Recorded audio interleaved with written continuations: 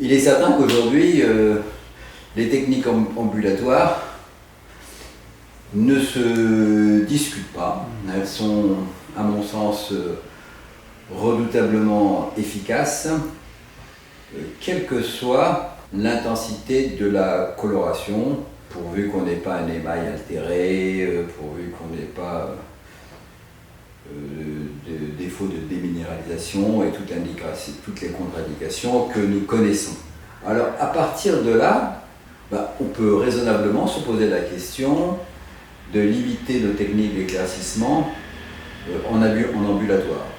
Alors la première question qui se pose, c'est que peut-on réellement contrôler, moduler, réorienter le patient au fur et à mesure de son traitement, qui dure en moyenne 15 jours, mais ensuite c'est pareil, la technique de gouttière demande elle aussi à être reprise de temps en temps. C'est-à-dire, il ne s'agit pas de dire on va faire 15 jours de traitement et puis basta, c'est 15 jours de traitement et puis par la suite un rappel. Ce rappel peut se faire toujours en technique de gouttière si je suis un adepte absolu de la technique de gouttière, mais ça demandera quand même des contrôles. Donc on n'a pas, si vous voulez, le même contact avec le patient lors d'une technique ambulatoire et lors d'une technique qui se passe au cabinet dentaire. Le passage praticien-patient n'est pas le même, il n'a pas la même qualité. Lorsque vous remettez des gouttières à un patient et un produit, il est facile de comprendre que ça n'a pas la même subtilité qu'un traitement où le praticien va consacrer son temps, ses yeux, sa dextérité à des soins pratiqués, même si ce sont des soins à visée esthétique, pratiqués sur le fauteuil. Et puis, deuxième élément essentiel, il n'y a pas mieux pour proposer une technique d'éclaircissement que de la faire, et de la faire dans un temps court, au cours d'un soin classique. Et qu'est-ce qu'il y a de plus classique qu'un détartrage?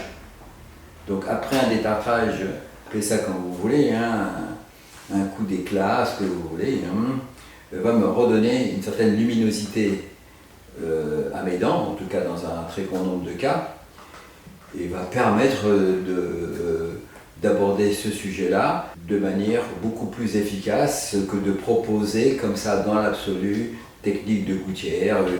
Donc si on me pose la question du fauteuil, mais le fauteuil me permet de démarrer intelligemment une technique d'éclaircissement et d'avoir un rapport humain avec mon patient plus constant, plus direct, pouvoir répondre à ses questions et pouvoir lui expliquer ce que c'est une technique d'éclaircissement, le rassurer, lui dire aussi que si ça ne fonctionne pas, personnellement dans mon exercice, quand ça ne fonctionne pas, il n'y a pas d'honoraire. Il n'y a pas d'honoraire, pourquoi? Parce qu'il n'y a pas de service rendu. Donc on teste le traitement.